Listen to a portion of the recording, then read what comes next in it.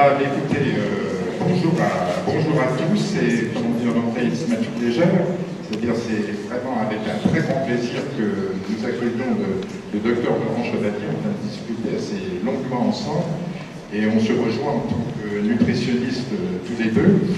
Alors le docteur Laurent, donc, qui est Chevalier, qui travaille à Montpellier, donc est connu au niveau national et international, même par ses livres en particulier, et je dirais sur un certain nombre de livres qui sont publiés en Chine, je crois, et traduits en chinois et en russe. Voilà, donc c'est un point quand même assez intéressant. Il travaille au CHU de Montpellier, dans le service de médecine interne, attaché, et en même temps, je crois que vous dirigez l'unité de nutrition et de médecine expérimentale à la clinique du Parc, environnementale, pardon. Donc la clinique du Parc est une grosse clinique au niveau montpelliéraine. Et en même temps, donc, vous animez, c'est marqué ici, la commission alimentation du réseau environnement et santé. Et vous allez voir que l'exposé de cet après-midi, justement, va tourner autour de ce problème de nutrition et d'environnement et de santé sur un certain nombre de problèmes de toxicité que l'on rencontre actuellement. Et je crois que c'était tout à fait utile de faire le point dans le cadre des rendez-vous donc, de nutrition santé qu'organise la ville régulièrement, alors, soit sous forme de colloques comme aujourd'hui, soit sous forme d'ateliers, soit sous forme de lettres. Et ce sont des points que l'on va prolonger lorsque nous aurons monté la fameuse maison de prévention et de santé. Et c'est d'autant plus important qu'on parle de ces points, c'est que actuellement, et Dieu merci, ce qui était plus ou moins, je ne dirais pas dissimulé, mais dont on parlait peu, finalement commence à remonter à la surface. C'est à un moment donné, dans les années 75, on a dit que le tabac n'était pas tellement dangereux. Et puis on s'est aperçu au fil du temps que, et puis maintenant on commence à parler du diesel, on commence à parler de bien d'autres choses. Alors on va dire, pour reprendre un terme à la mode, que le docteur Chevalier est un lanceur d'alerte. Je vous passe la parole et vous remercie encore infiniment de votre venue. Merci. Écoutez, je commence par, je voudrais beaucoup remercier la ville de Narbonne, effectivement, de m'inviter aujourd'hui, de parler de ces nouveaux problèmes. Je remercie aussi mon confrère là, pour ces mots aussi aimables. Effectivement, on va aborder cette question finalement des toxiques qu'on peut trouver, à la fois des contaminants, des polluants, dans l'alimentation et ailleurs. Il y a deux parties. Une partie qui est un constat qui n'est pas extraordinaire par rapport à tout ce qu'on voit et toutes les contaminations qu'on peut avoir, mais surtout la deuxième partie est plus importante puisque c'est quel type de solution on peut avoir. Ensuite, je répondrai à toutes vos questions. En général, sur l'alimentation, elles sont nombreuses, j'en aborderai quelques-unes, mais on pourra parler du gluten, du lactose, de toute cette problématique que l'on entend aujourd'hui, même au-delà, certains aspects environnementaux, si vous le voulez. Et effectivement, on a une évolution un petit peu. Mon confrère a tout à fait eu raison de dire que dans les années 75, on ne considérait pas forcément le tabac comme particulièrement nocif. On savait que ça donnait des bronchites, on s'est aperçu ensuite que c'était un peu dramatique.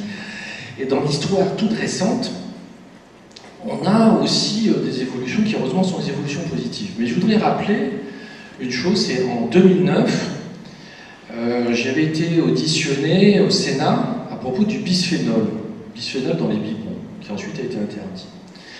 Et le ministre de l'époque avait ensuite répondu, je me souviens, c'était en mars 2009, donc j'avais été avec un confrère de l'INSERM.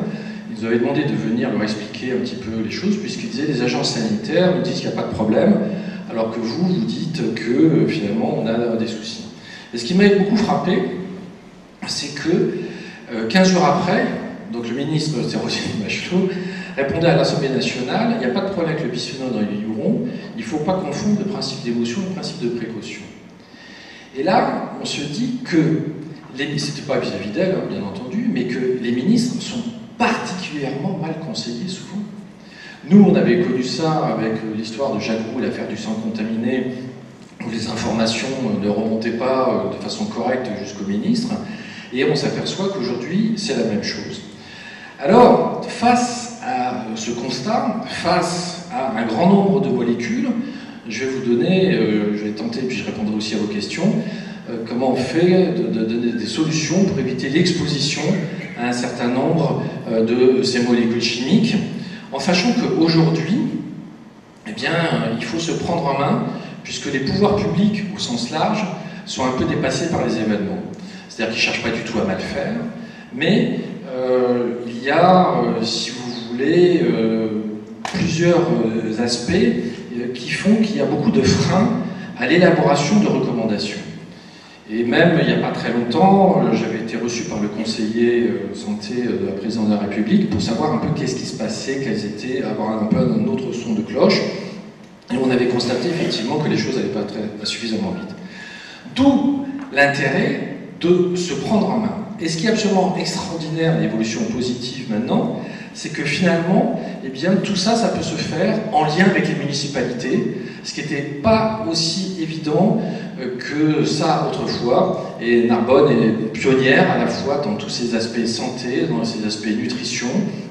Et je crois que tous ceux qui habitent à Narbonne peuvent être fiers de tout ce qui se passe au niveau des municipalités, de la municipalité, puisqu'il y a une impulsion qui est donnée par rapport à cette santé qui est tout à fait essentielle, qui est notre bien le plus précieux.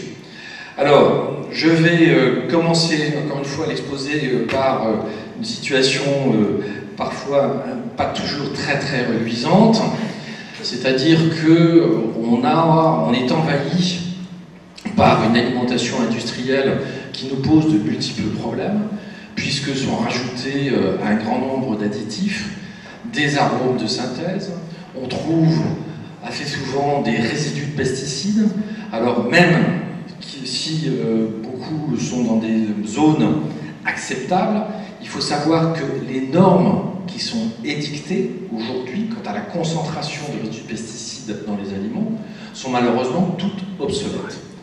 Elles sont obsolètes pour une raison très simple, c'est que c'est les interactions entre les pesticides qui vont poser des problèmes et pas toujours un pesticide aux normes admises. Donc il faut être prudent par rapport à la consommation d'un certain nombre d'aliments. L'animal est chosifié, donc ça c'est quelque chose, c'est des espèces d'usines à viande, etc. Et on voit aujourd'hui ce qui se passe dans les abattoirs, je veux dire, est tout à fait pitoyable. Mais historiquement, jamais on n'a abattu des animaux comme ça. Quand vous avez dans des abattoirs des gens qui tuent toute la journée des animaux, ils deviennent à moitié dingues. Autrefois, nous on est de Corrèze, je me souviens comment ça se passait. Je veux dire, c'était dans les fermes où on abattait de temps en temps des animaux. Il y avait d'ailleurs une espèce de rituel. Donc tout ça, ça se passait de façon totalement différente. Dans les abattoirs, ceux qui abattent à la chaîne, évidemment, à un moment donné, ils disjonctent un petit peu. Et je crois qu'il faudra revoir un petit peu tout ça. L'alimentation industrielle, c'est aussi beaucoup trop de sel, beaucoup trop de sucre, beaucoup trop de matières grasses. On aura l'occasion d'y revenir. Des additifs, il y en a beaucoup trop. Et ce qui est surprenant, c'est qu'on a des additifs qui sont bien identifiés comme le E320 ou le BHA, qui est un antioxygène. Eh bien, ce BHA nous pose des problèmes puisque c'est un contaminant qui peut modifier le métabolisme. Il aurait aussi on le suspecte de potentiellement être cancérogène aussi. Et donc, on est surpris de le trouver encore dans les aliments. Et je me souviens sur une émission sur France 2 qu'on avait tournée, on avait trouvé beaucoup, notamment dans les chewing-gums pour les enfants. Et je montrais les textes scientifiques, puisqu'on a un certain nombre de données scientifiques par rapport à ça, qui fait qu'on devrait limiter l'usage ou interdire l'usage de cet additif. Et comme c'était dans une marque très connue de chewing-gum, ils avaient été voir le PDG France, ils ont dit « Pourquoi vous mettez ce produit qui pose des problèmes pour la santé ?» Il avait eu cette réponse extraordinaire, je ne savais pas qu'il y en avait. Donc, on est quand même dans une problématique qui devient de plus en plus lourde, d'où l'importance de se prendre en main.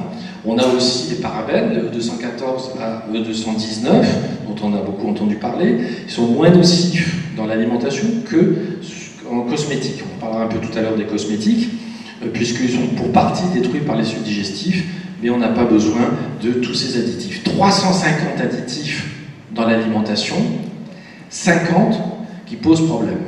Je veux dire, c'est complètement... c'est une situation assez anormale. Alors, parmi beaucoup de ces polluants, vous avez entendu parler des perturbateurs endocriniens.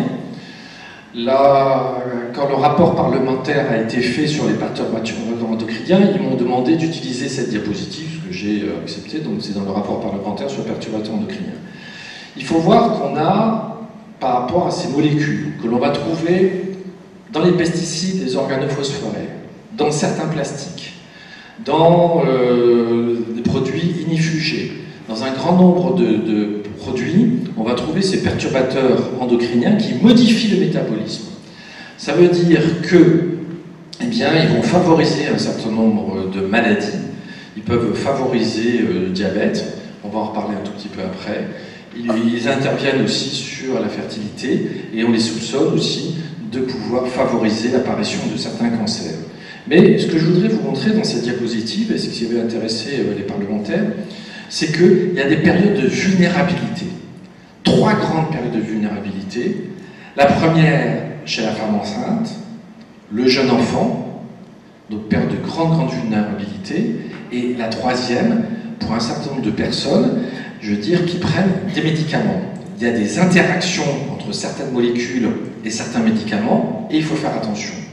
Quand votre médecin vous donne un médicament, il est amené à vous en donner un deuxième, il vérifie toujours qu'il n'y ait pas des interactions entre les médicaments qui soient bien compatibles. Il sait très bien le faire, il a la documentation pour se renseigner, il sait le faire. Mais là, vous êtes en contact avec certaines molécules qui peuvent interagir avec les médicaments. Et on a, je veux dire, les pouvoirs publics donnent peu d'informations par rapport à ça, d'où l'importance de limiter l'exposition à un grand nombre de ces produits chimiques. Je voudrais insister sur un point aussi, et bien sur le fait que l'exposition lors de la grossesse à certaines de ces molécules eh bien, entraîne un certain nombre de conséquences sur l'enfant, sur le fœtus et sur l'enfant. Alors des allergies bien entendu, mais aussi j'ai marqué les troubles du comportement. Le placenta, en fait, c'est une espèce de passoire. Le placenta va protéger contre certains virus et certaines bactéries, pas contre tout. En revanche, par rapport à un grand nombre de substances chimiques, eh bien c'est une passoire. Et on s'est aperçu que ces substances chimiques, eh bien, elles allaient agir sur le cerveau de l'enfant. Et on a une étude californienne qui nous montre que quand les mères ont été exposées à certains pesticides organophosphorés, le QI des enfants diminue de 7 points. D'autre part, lors d'un colloque auquel j'avais participé à l'Assemblée nationale, avec la personne qui connaît le mieux au monde le bisphénol A, qui est une professeure américaine qui s'appelle Anna Soto, elle avait bien expliqué que quand elle soumettait ses souris en laboratoire à ces perturbateurs endocriniens, en l'occurrence le bisphénol A, les souris dans la cage se mettaient à sauter de façon inconsidérée et elle les appelait les souris pop-corn.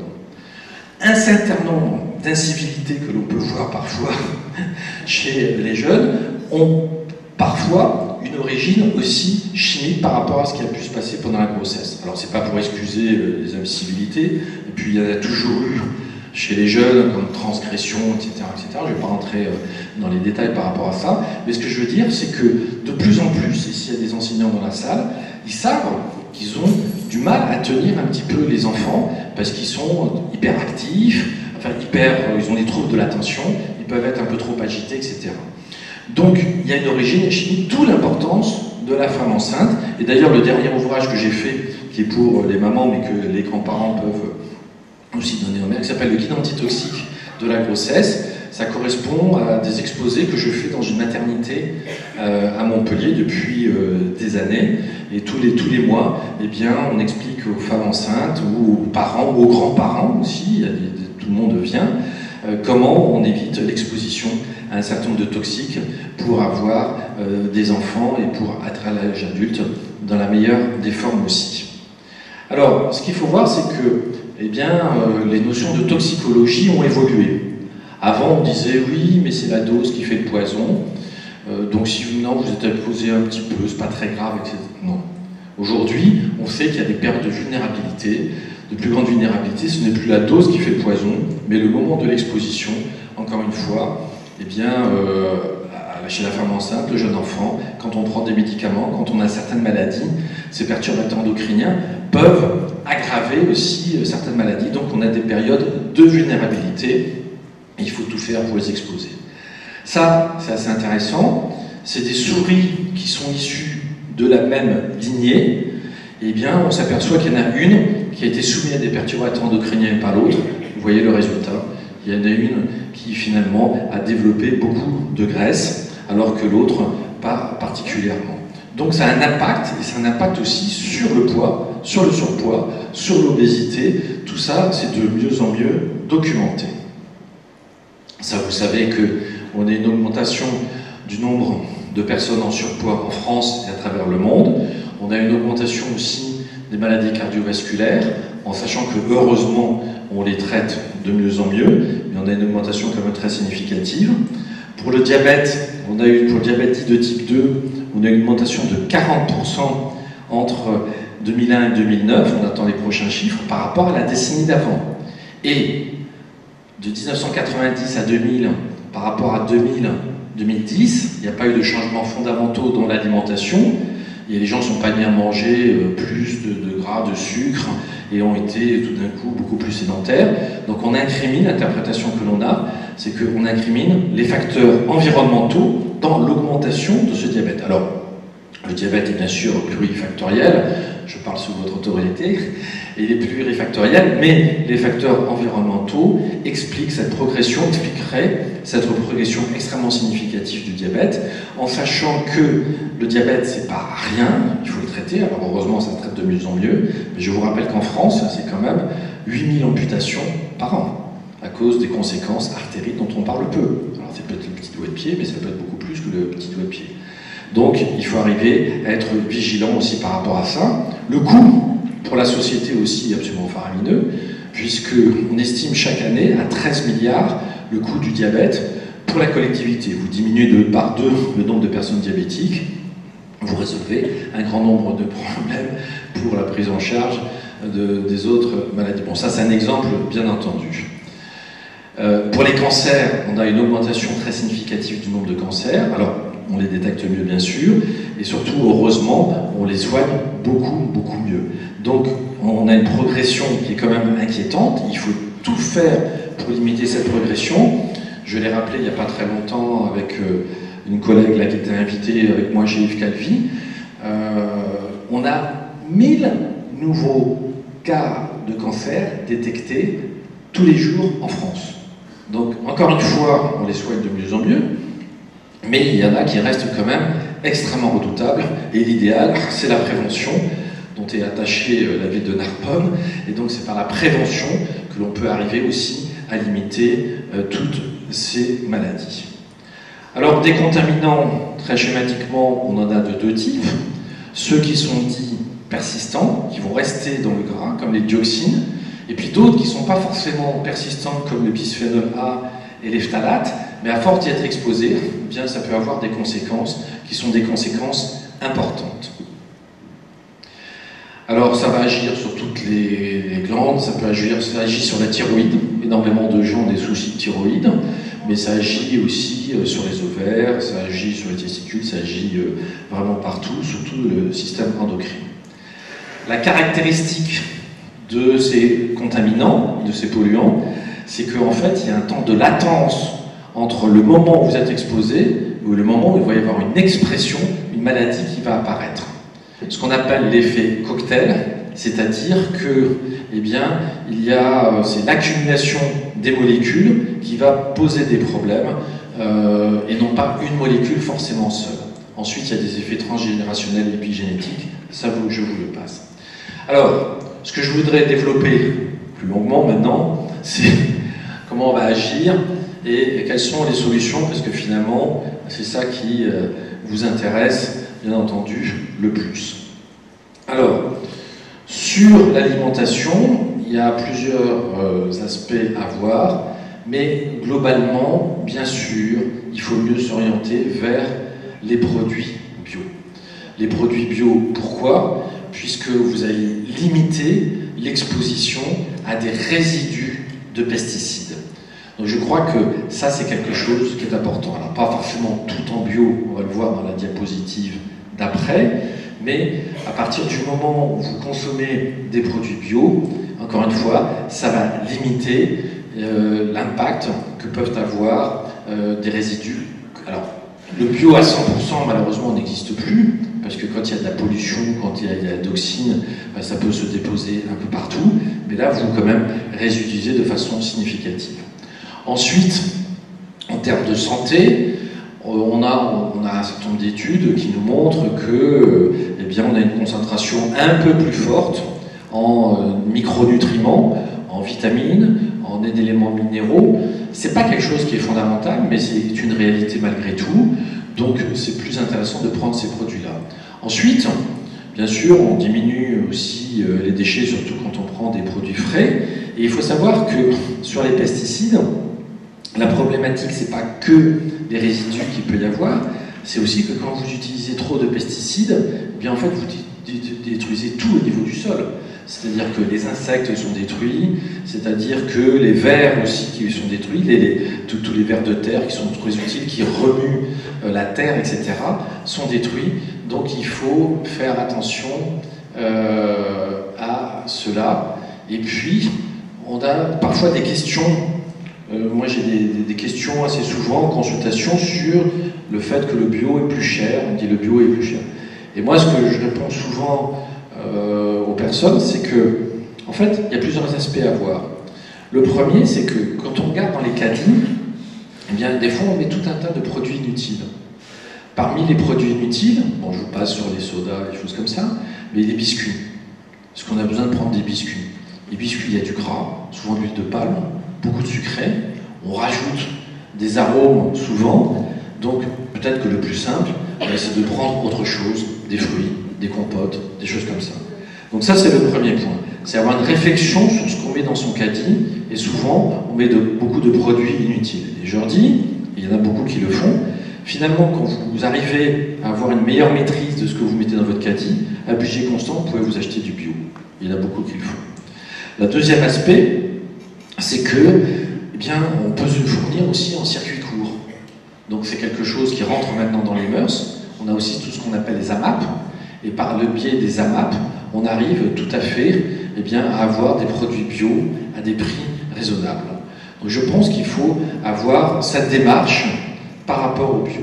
Alors, on n'est pas obligé de tout prendre en bio, mais ce qu'on peut préconiser, c'est de prendre les principaux fruits, notamment les pommes, en bio. Alors elles sont plus chères, c'est vrai, les poires en bio, les pêches. Parfois c'est un peu plus difficile pour les pêches parce que c'est un produit qui est fragile, donc qui est assez traité. Vous prenez la plupart des légumes en bio. Vous prenez les œufs, c'est pas très compliqué, ça reste sur des budgets très raisonnables et les produits laitiers en bio, et probablement que vous limitez l'exposition aux pesticides, aux résidus de pesticides, d'environ 80%. Donc je crois que c'est une démarche que vous pouvez avoir. On trouve aussi du bio en grande surface. Le bio qu'on trouve en grande surface est moins cher. Enfin, le prix du bio en grande surface a diminué, mais l'idéal c'est de passer bien sûr par des produits producteurs et sur les marchés, et ça c'est une démarche qui est intéressante. Il faut savoir que la grande distribution s'est lancée un petit peu dans les produits bio aussi, et qu'on risque d'avoir quelques scandales au bio avec la grande avec les industriels. Pourquoi? Je vais vous donner deux exemples. Eh bien, quand par exemple un industriel il reçoit un grand lot ils font des grosses commandes de produits par dizaines de tonnes. S'ils s'aperçoivent, comme c'est arrivé il n'y a pas très longtemps, qu'il y a des thés étiquetés bio qui contiennent quand même des résidus de pesticides, ils regardent si les associations de consommateurs ont bougé ou n'ont pas bougé, si la presse est au courant, si la presse n'est pas au courant, si les associations de consommateurs ne bougent pas, boum, on met le lot en bio même s'il n'est pas bio et on attend qu'il soit écoulé. Il y a des choses très étonnantes avec cette industrie actuelle agroalimentaire. Et il y a eu le cas, il n'y a pas longtemps, des épices. Donc ils commandent 100 tonnes d'épices. Enfin, c'est pas du bio, hein, 100 tonnes d'épices. Non, mais pour vous montrer le type de fonctionnement. Quand ils reçoivent ce lot, qui vient d'Asie, ils s'aperçoivent qu'il y a des petites boules noires. Ils regardent, c'est des crottes de rhum. Or, comme ils se disent, ça nous a coûté d'acheter ces 100 tonnes, ça va nous coûter très cher de les détruire, et comme dans la réglementation, on autorise 5% de substances étrangères, en fait, pour les épices, c'est des résidus de racines, pendant 1 an, ils diluent leur lot, leurs 100 tonnes, dans toutes les épices qu'ils vendent en France, comme ça. Donc c'est comme ça que ça fonctionne. Cette industrie agroalimentaire nous pose de multiples problèmes. Et l'équation même que l'on a actuellement avec l'industrie agroalimentaire est problématique. Pourquoi? Puisque la grande distribution impose des prix assez bas, ce qui peut se comprendre. Eux, ils cherchent bien entendu à faire un certain nombre de marges, mais du coup, soit les agriculteurs français sont très mal payés, ce qui pose tout un tas de problèmes à n'en plus finir, soit on a des produits de mauvaise qualité, et notamment des produits qui viennent par exemple de Chine ou qui viennent d'Asie. J'ai rien du tout bien entendu contre les Chinois, au contraire. Mais il faut savoir une chose, c'est qu'aujourd'hui, les Chinois, quand ils ont un peu d'argent, ils n'achètent pas leur production locale, ils achètent les produits qui viennent d'Australie, de Nouvelle-Zélande. Et tous ces produits vraiment de mauvaise qualité, on les envoie en Europe. Pourquoi? Parce qu'en Europe, on va pouvoir les vendre avec un bel emballage, avec des campagnes marketing bien comme il faut. Donc, comme dirait notre regretté Koff, on cherche à vous faire bouffer de la merde. Donc, mais c'était une réalité par rapport à ça. Donc il faut faire attention, d'où l'intérêt des productions qui sont locales. Et on a la chance, dans l'Aude, d'avoir un développement de beaucoup de possibilités d'acheter en local. Et vous savez qu'il y a beaucoup d'initiatives qui se prennent en ce moment, un peu partout en France, de la part aussi des municipalités, notamment l'exemple que l'on va avoir, et qui est très intéressant ce qui est en train de se passer, c'est Albi. Albi, ils essayent de créer un genre d'autosuffisance alimentaire pour les habitants, en se fournissant que sur des produits à 50 km à la ronde. Donc ça fait partie des initiatives qui sont intéressantes. Alors évidemment, il restera toujours le café et le thé qui ne seront pas cultivés dans les 50 km, mais globalement, on aura des initiatives de plus en plus intéressantes qui se développent. Alors souvent, c'est difficile de s'y retrouver. Par exemple, quand c'est marqué nature, qu'est-ce que ça veut dire?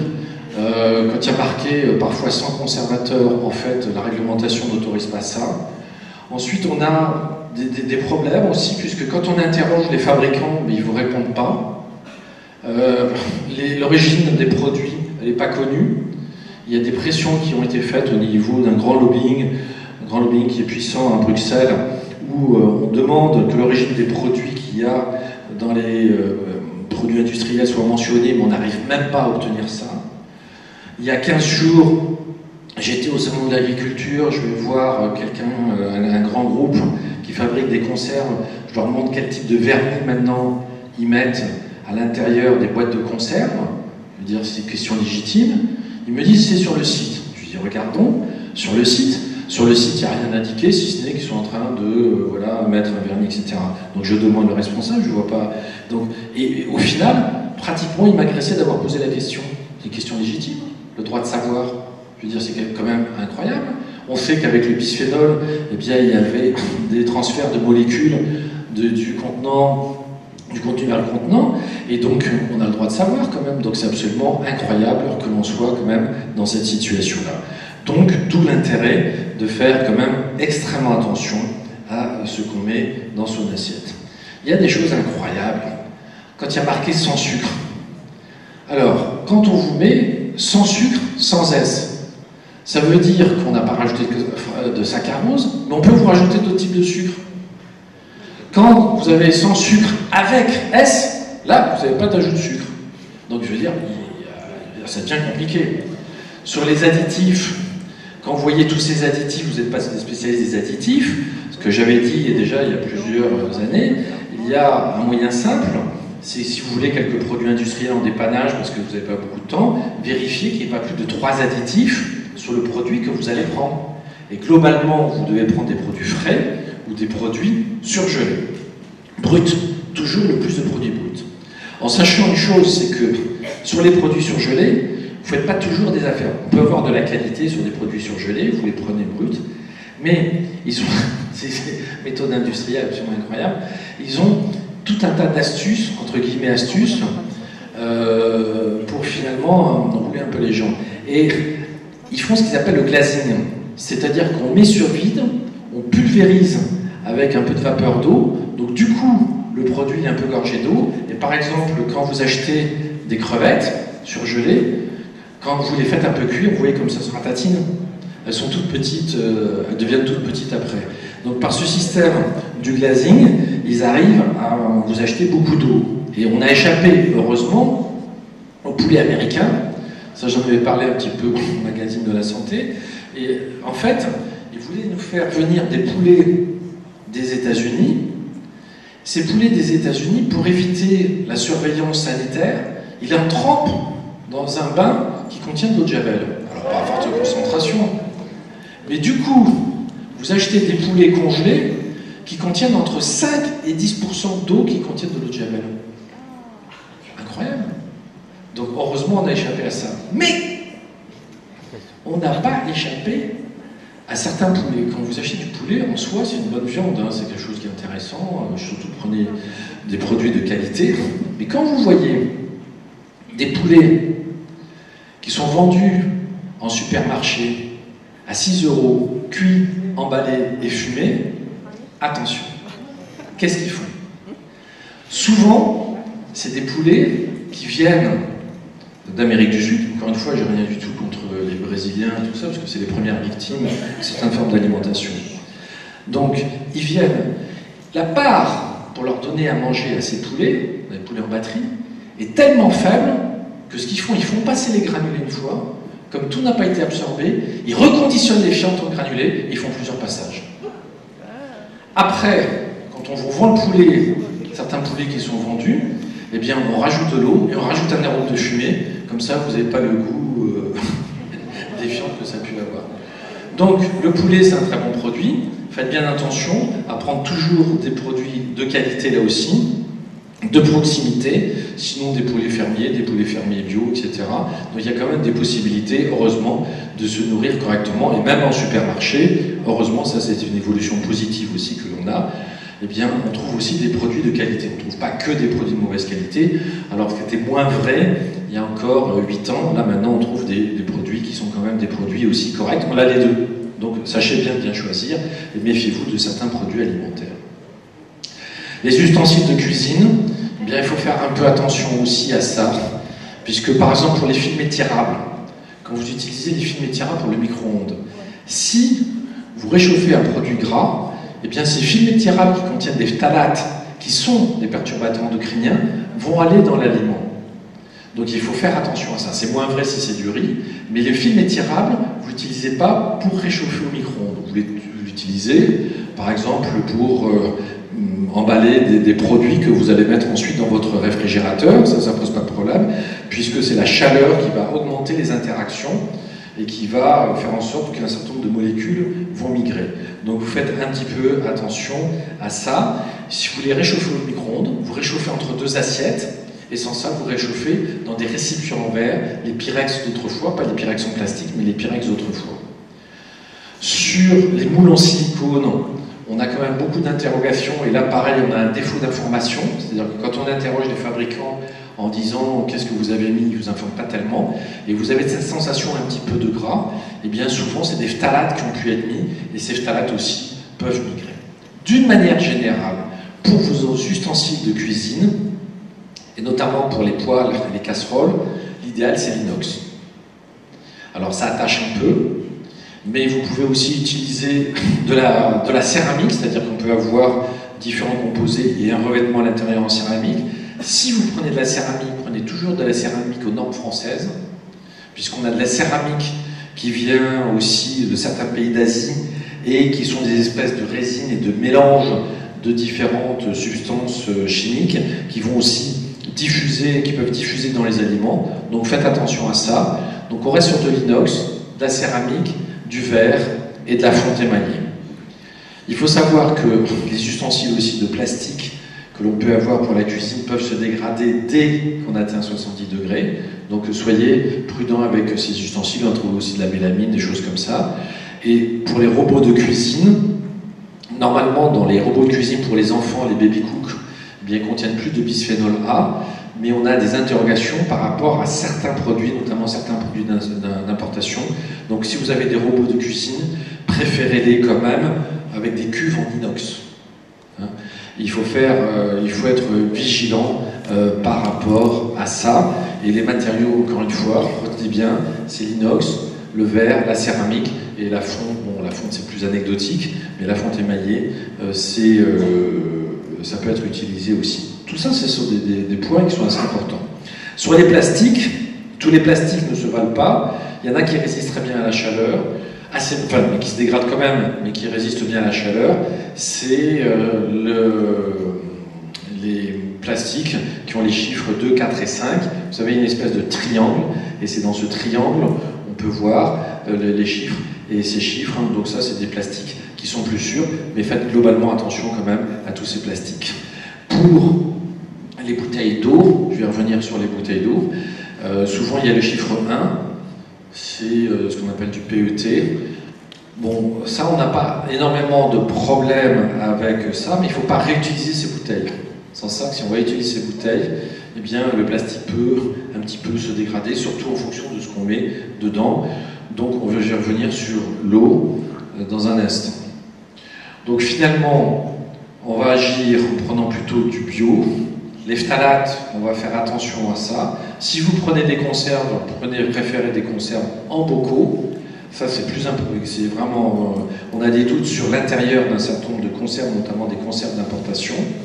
Sur les casseroles et les poêles, de la céramique. Avant, il y avait des revêtements anti-adhésifs qui étaient faits avec des perfluorés, du PFOA. Et en fait, on fabriquait ça avec ça. Il pouvait y avoir des résidus de PFOA qui pouvaient passer ensuite dans les aliments. Et ce PFOA est aussi un perturbateur endocrinien.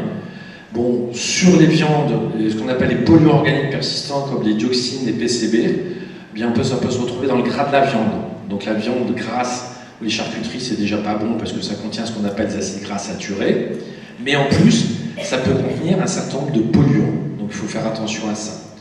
Le soja, on fait attention à ne pas le prendre en excès, car lui aussi, c'est un perturbateur endocrinien naturel. En France, on n'a pas beaucoup de soucis avec ça, mais c'est pour beaucoup d'anglo-saxons qui prennent du tofu. Il faut savoir que les Asiatiques ne digèrent pas de la même manière le soja que nous. C'est-à-dire qu'il y a une forme qui est un peu différente, qui est la forme école, UQOL, et chez nous, ça peut poser quelques problèmes si on en prend beaucoup. Par contre, vous ne risquez pas grand-chose sur les yaourts au soja. Il y a des personnes qui peuvent prendre des yaourts au soja. Pour atteindre le taux d'isoflavone qui peut poser des problèmes, il faut en prendre des très très grosses quantités, mais soyez prudents, puisque le soja, eh bien c'est un perturbateur endocrinien qui est un peu ce qu'on appelle estrogène-like, donc il peut favoriser parfois l'apparition des cancers du sein, et chez les femmes enceintes, eh bien ça peut modifier, ça peut entraîner des problèmes si pour les petits garçons qui vont naître sur un terme de stérilité. On a eu beaucoup de soucis avec les céréales. Le problème est en train de se résoudre heureusement petit à petit. C'est-à-dire qu'on avait une toxine qu'on trouvait, une microtoxine qu'on trouvait dans les céréales à partir d'une espèce de moisissure de champignon qui s'appelle la zéaraléone. Et à partir de ce produit-là, il était aussi un perturbateur endocrinien. Heureusement, il résistait à la chaleur. Heureusement, on en a moins actuellement. Donc il semblerait que le problème est en train de se résoudre petit à petit. Si vous avez des questions, quelques questions sur l'alimentation, c'est le moment, un petit peu. Moi, je voulais pas poser une question sur l'eau soi-disant potable. Dans notre région, il y a beaucoup de villages qui sont contaminés par l'eau est contaminée par les pesticides. Qu'est-ce qu'on peut faire concrètement pour lutter contre ça? Alors, l'eau, je vais y revenir tout de suite. Alors, effectivement, c'est un problème. Alors, c'est un problème dans les vignes. Donc j'ai regardé la fiche de l'eau pour Narbonne. On n'a pas de souci avec les pesticides pour l'eau de Narbonne, mais c'est vrai qu'on a des soucis avec certains captages, et notamment dans les vignes. Alors aujourd'hui, malheureusement, on n'a pas de réponse comme ça qu'on puisse vous donner. Je sais que, pas trahir de secret, mais bon, les services de l'État essayent de travailler là-dessus. Ils ne sont pas toujours, disons, suffisamment efficients par rapport à ça. Il faudrait prendre des mesures beaucoup plus importantes par rapport à ça. Donc ça reste malheureusement un point d'interrogation et un point de préoccupation qui est tout à fait, bien entendu, majeur. Après, je vais vous donner, là, vous avez le site où vous pouvez vérifier la qualité de votre eau. Alors tout n'est pas donné, mais vous avez les résidus de pesticides normalement sont indiqués. Donc je l'ai dans la diapositive. Voilà, eau potable, ça c'est le site à retenir. Vous tapez eaupotable.santé.gouv.fr, mais vous tapez eaupotable.santé, vous le retrouverez facilement. Toutes les communes de France sont référencées. Et donc là, vous verrez un peu la qualité des eaux, mais le problème que vous évoquez est malheureusement préoccupant, et c'est vrai qu'on devrait prendre des mesures beaucoup plus fermes par rapport à ça. On retrouve de l'atrazine, c'est un pesticide, et un désherbant, et ce produit est interdit depuis 10 ans en France. Alors c'est parce que ça, c'est des produits qui sont ce qu'on appelle rémanents, c'est-à-dire qui sont restés malheureusement dans les sols, c'est un peu comme le DDT. Tous les organochlorés ont été interdits déjà depuis longtemps, mais on en retrouve encore sous forme de polluants. Il faut bien voir une chose, c'est que malgré tout, nous avons les moyens de neutraliser un certain nombre de substances chimiques. On a des petites molécules qui s'appellent des chimiokines qui arrivent à neutraliser. De même qu'on est capable de neutraliser un certain nombre de microbes, de micro-organismes, on arrive à neutraliser ça. Pourquoi on est capable de neutraliser des substances chimiques? Des substances chimiques indésirables? Pour une raison très simple. C'est que, autrefois, l'homme, il consommait à peu près 400 aliments pour se nourrir et se soigner. 400 végétaux. Et sur ces 400 végétaux, eh bien, il y en avait certains qui étaient un petit peu toxiques. Et puis, les plantes développent aussi leurs propres insecticides. Moi, je me souviens, dans mon jardin, j'ai de l'oseille, et on utilise un petit peu l'oseille, et puis à un moment donné, il y a les pucerons qui sont venus, on a regardé, on attendait, on n'a pas traité, et la plante elle-même a développé un certain nombre de molécules pour lutter contre les pucerons. Donc, on a les moyens. Alors, les pesticides d'aujourd'hui, même s'ils disent qu'ils ressemblent au naturel, ils rajoutent des molécules qui font qu'ils sont beaucoup plus puissants. Donc, nous, on est capable de neutraliser un certain nombre de substances chimiques. La question d'aujourd'hui, c'est qu'il y en a trop. Il y a 100 000 molécules qui ont été créées depuis l'après-guerre, et donc toutes ces molécules, eh bien finalement, ça engendre un grand nombre de maladies. Mais, donc, moins on est exposé, mieux ça vaut, et mieux on peut se défendre contre un certain nombre de ces molécules. Mais c'est une préoccupation, effectivement, que l'on a, et cet usage immodéré qui a été fait des pesticides, notamment dans la viticulture, en sachant que les premières victimes sont les viticulteurs aussi, qui tombent largement malades. Donc moi, j'ai été sollicité par l'association Phytovictimes pour aider aussi un petit peu ces agriculteurs qui se trouvent souvent en difficulté, notamment quand ils tombent malades par rapport aux assurances, etc. etc. Donc c'est vrai qu'il faut tout faire. Vous savez, on a des évolutions aussi. Par exemple, on va en parler un tout petit peu dans les cosmétiques, on a chez les coiffeurs. Chez les coiffeurs, on s'est aperçu d'une chose, une grande étude qui a été faite par l'INSERM, qui montrait que les coiffeurs et les femmes de ménage, quand elles étaient enceintes, les coiffeuses et les femmes de ménage, quand elles étaient enceintes, avaient plus d'enfants mal formés que la moyenne. L'interprétation logique, c'est que parce qu'ils manipulent un certain nombre de produits. Et heureusement, ce sont les coiffeurs eux-mêmes qui en ont assez d'avoir des allergies, de s'apercevoir qu'effectivement, ils peuvent avoir certains problèmes de santé, qui d'eux-mêmes commencent à chercher des produits qui ne sont pas aussi toxiques. Donc on a une évolution à moyen terme qui est plutôt positive par rapport à ça, mais il faut malgré tout rester, bien entendu, tout à fait vigilant. Alors finalement, quand on fait le match eau du robinet ou embouteillé, ça dépend quels critères on prend, mais globalement, l'eau du robinet, globalement, je dis, globalement, l'eau du robinet, on a la chance qu'elle soit assez potable, elle est potable pratiquement partout en France, Bon, il y a des nuances à apporter par rapport aux résidus de pesticides, il y a des nuances à apporter par rapport à des résidus de médicaments aussi qu'on peut avoir, mais globalement, l'eau, elle est potable et elle est quand même aussi beaucoup moins chère. Mais je vous invite beaucoup, surtout, à bien vérifier, vous l'avez aussi sur votre facture, hein, donc la liste des produits. Tous les produits ne sont pas étudiés, mais il y a un grand nombre de produits qui sont quand même étudiés. Alors pour le vin, on est en région viticole, il faut faire attention aux cuves. Hein, parce que malheureusement, encore aujourd'hui, on a des cuves qui peuvent contenir ce qu'on appelle des résidus époxy, des résines époxy, et ces revêtements et ces résines époxy contiennent du bisphénol A. Donc on peut retrouver du bisphénol A dans le vin et pour des cuves en polyester. Donc ce qu'il faut demander quand vous achetez du vin, bio ou pas bio, les bio contiennent moins de sulfite. Donc c'est une agriculture bien entendu qui est plus respectueuse aussi de l'environnement, donc choisissez plutôt des vins bio qui se développent beaucoup dans le Languedoc-Roussillon, mais globalement il faut leur demander si le vin a été conservé dans des cuves en inox, là vous n'avez pas de problème, ou dans des fûts de chêne. Donc c'est le principe. N'oubliez pas une chose importante, c'est que le pouvoir c'est vous qui l'avez, c'est le pouvoir d'achat. Donc à partir du moment où vous n'achetez pas certains produits, vous demandez posez un certain nombre de questions, eh bien c'est vous qui décidez. Donc le pouvoir, il est entre vos mains. Le plastique aussi, ça pose des grands problèmes, puisqu'il y en a absolument partout maintenant. Et quand on voit la quantité de fragments de plastique que l'on a dans la mer, maintenant ça devient inimaginable. Jamais Alain Bompard, en 1952, qui a traversé l'Atlantique, ne pourrait le faire aujourd'hui. Il se retrouverait avec tout un tas de plastique dans le corps. Je vous rappelle que quand on regarde l'ensemble des plastiques qu'il y a au fond de l'océan, des océans, eh bien, la surface mise bout à bout de tous ces plastiques au fond des océans correspond à la surface de l'Afrique. Donc c'est quand même tout à fait problématique. Alors, à la maison, ça c'est important aussi de voir certains aspects à la maison qui sont importants, puisque les intérieurs sont de mieux en mieux isolés et on trouve un certain nombre de polluants aussi à la maison, involontairement bien entendu.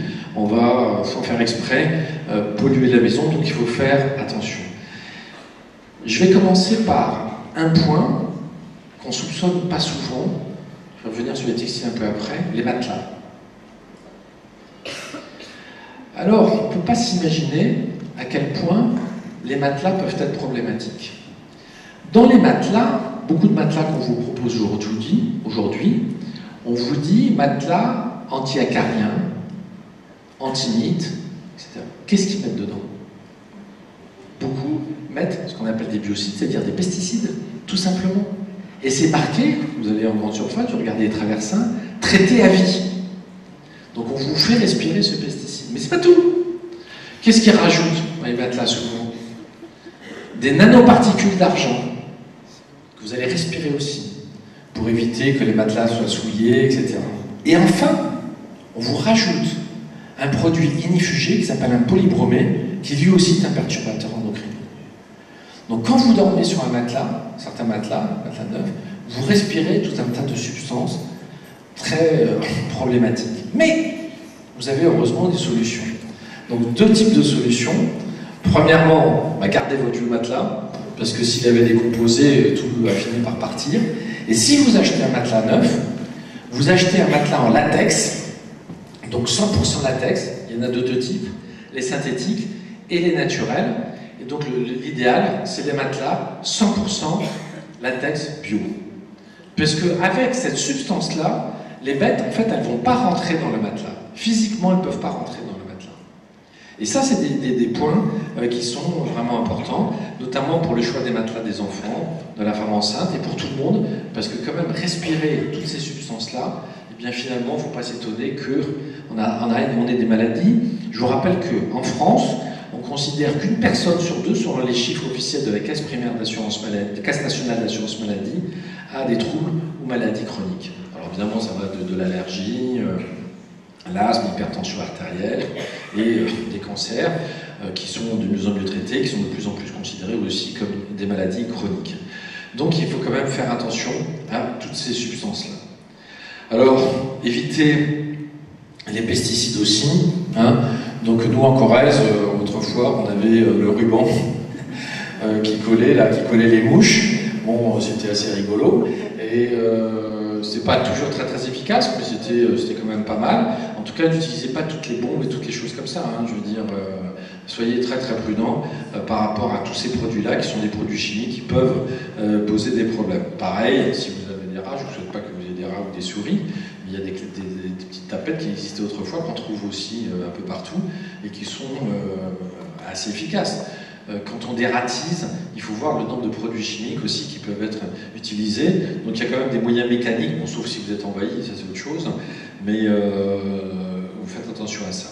Et évidemment, il faut hiérarchiser, mais dans la hiérarchie, il ne faut pas fumer. D'ailleurs, personne ne fume ici dans l'Assemblée, heureusement. Vous n'avez envie de fumer, vous n'avez jamais fumé, donc c'est absolument parfait. Mais je veux dire, le tabac, c'est vraiment la priorité absolue. Et c'est comme ça qu'on contamine les intérieurs, et c'est comme ça qu'on favorise les maladies cardiovasculaires, ça c'est bien connu, les cancers du poumon, etc.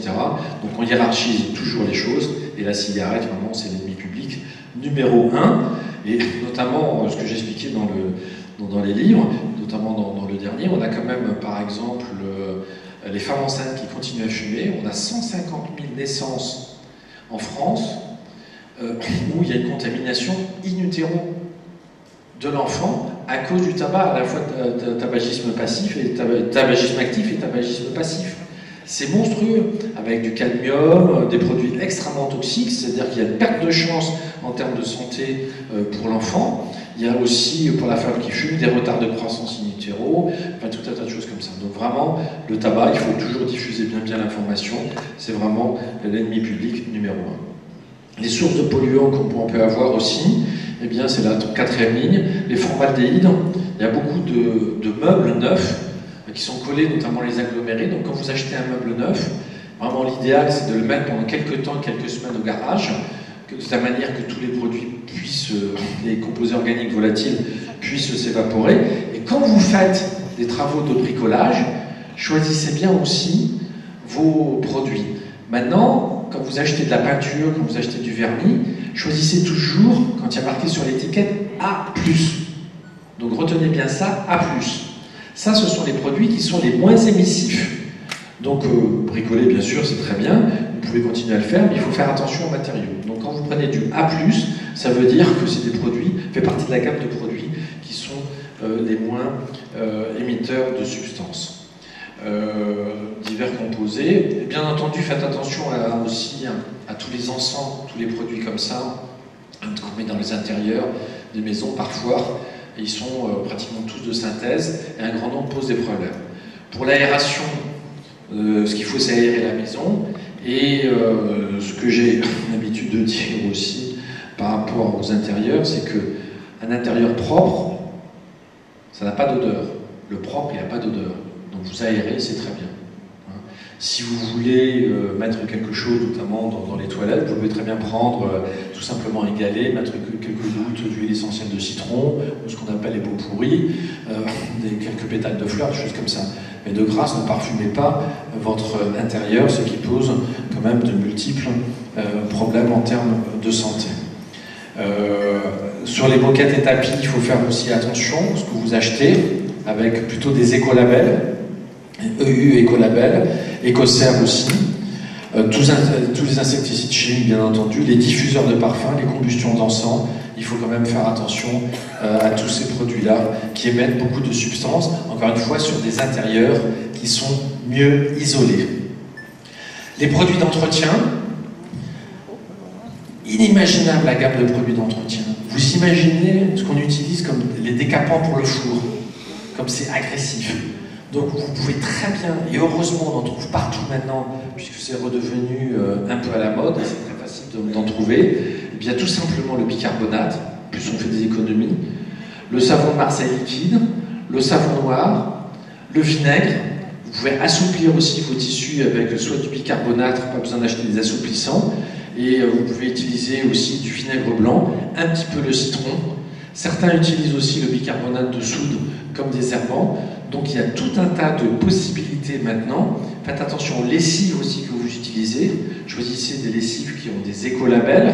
Alors ce n'est pas de la garantie à 100%, puisque le label est assez laxiste pour certains produits, mais c'est déjà un progrès. Ça, c'est vraiment important. Et si vous achetez ces produits-là, en fait, vous pouvez très bien entretenir de façon correcte votre maison avec des produits qui posent beaucoup moins de problèmes que les produits conventionnels que l'on trouve. Mais faites attention à une chose aussi, c'est qu'il y a un certain nombre de produits qui sont proposés maintenant, par exemple du bicarbonate de soude, il rajoute d'autres choses.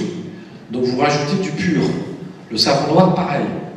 Le savon noir est intéressant, ou le savon de Marseille liquide, mais vérifiez qu'il soit toujours pur. Ça, c'est quelque chose qui est aussi tout à fait essentiel, parce que maintenant, ils commencent à faire des mélanges et ils mettent en avant un produit et pas l'ensemble de ce qu'ils mettent. Les vêtements.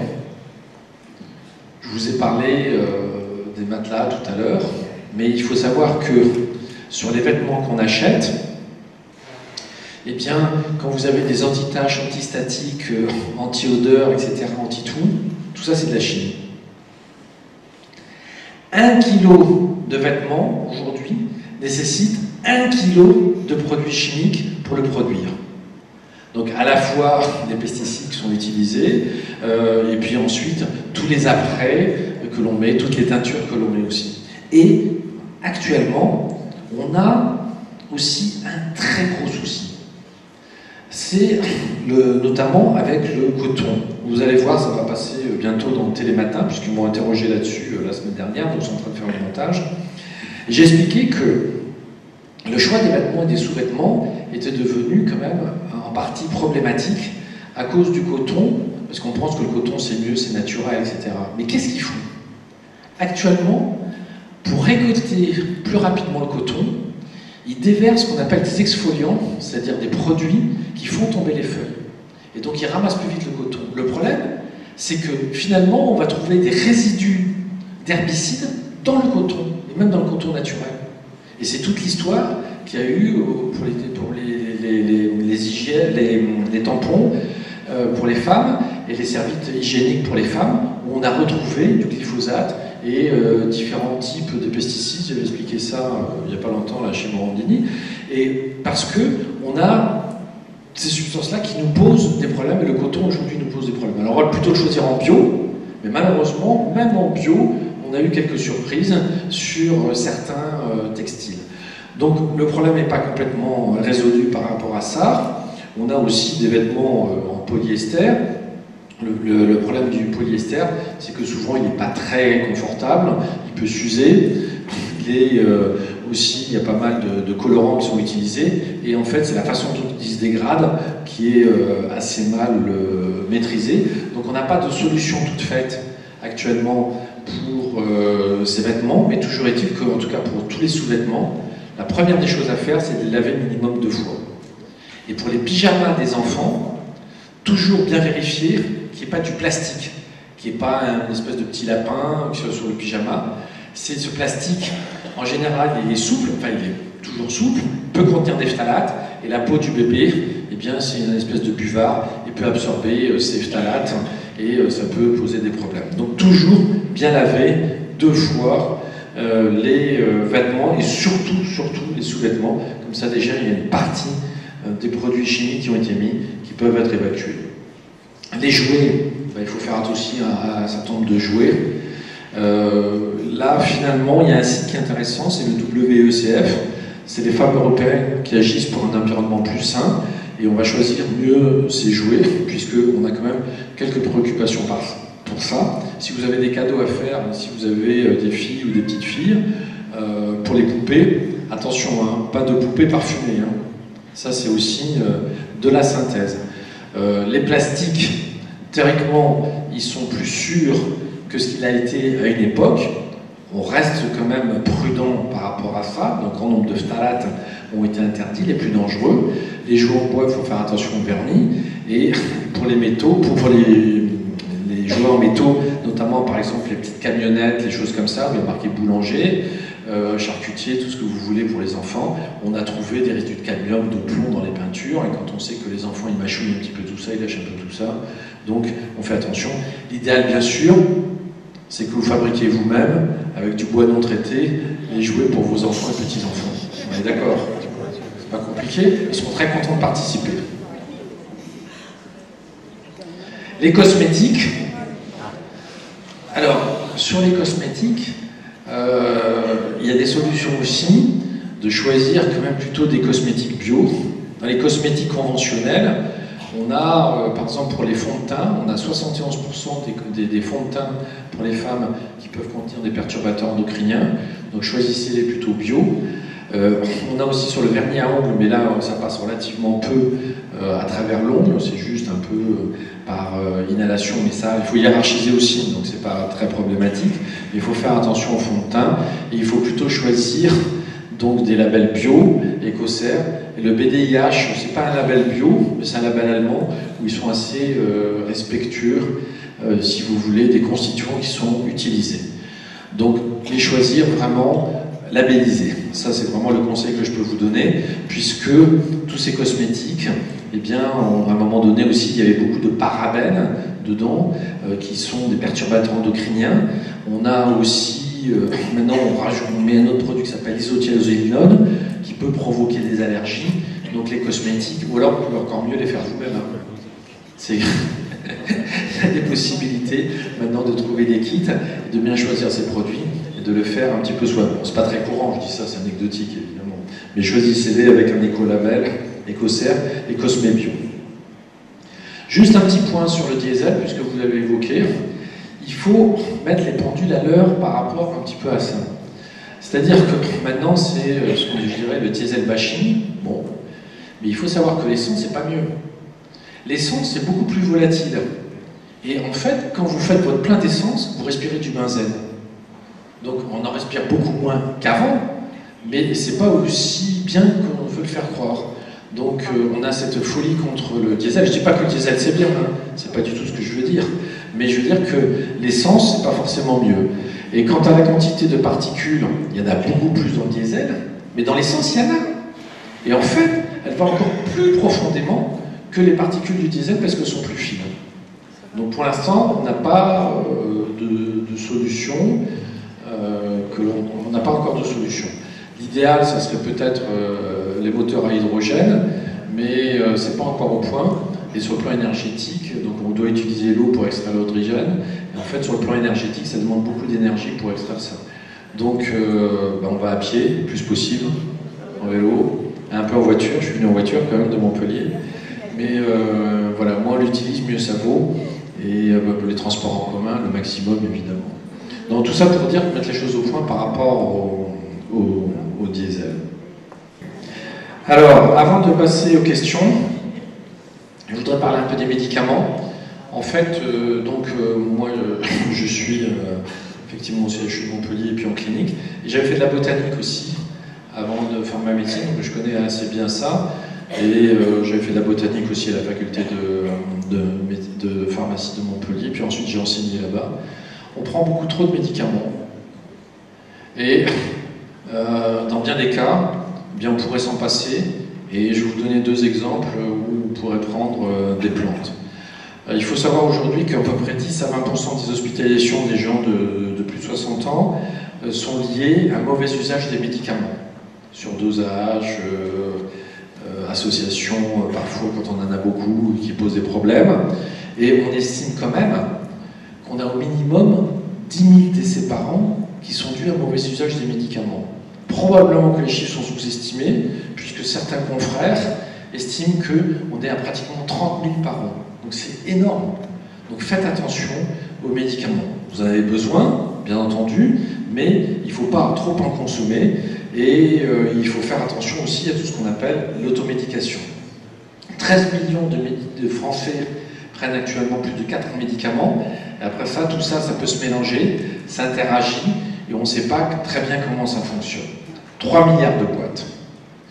Alors, les plantes. Les plantes, c'est quand même quelque chose, malgré tout, qui est très intéressant.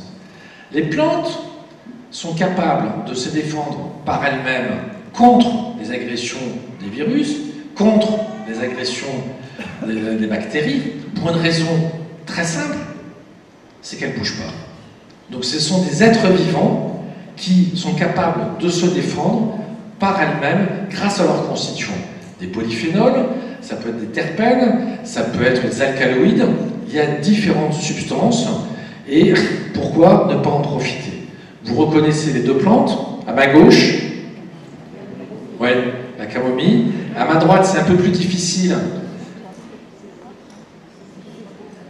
non, c'est du frêne, on ne voit pas très bien, c'est un frêne, ce qui est intéressant pour les rhumatismes, je vais y revenir. Là, en haut à gauche, en haut à gauche, tout en haut là. Oui, la cannelle. C'est la cannelle. Ensuite là, vous voyez. Oui, à côté, c'est du thym. En bas, c'est facile en bas. Le romarin. À côté, la photo est moyenne, mais on reconnaît. Oui, la menthe, Mentha piperata. Et la dernière, bien entendu, la lavande. Ah ben c'est bien. Alors, je vais vous donner deux exemples pour le foie et les rhumatismes. Donc pour le foie, finalement, c'est un rôle de détoxification. Alors c'est pas un terme scientifique, hein, mais disons qu'au niveau du foie, c'est là où ont lieu la plupart c'est là où on arrive à dépurer l'organisme. Il y a un grand nombre de réactions qui ont lieu au niveau du foie, et il faut tenir compte il faut protéger son foie, apprendre à protéger son foie, ce qui est malheureusement pas toujours le cas. Et par exemple, sur le plan nutritionnel, avec un confrère du CHU Montpellier pédiatre, on avait fait des petites plaquettes pour l'alimentation des enfants, et en fait maintenant on leur déconseille de prendre des abats, et notamment du foie.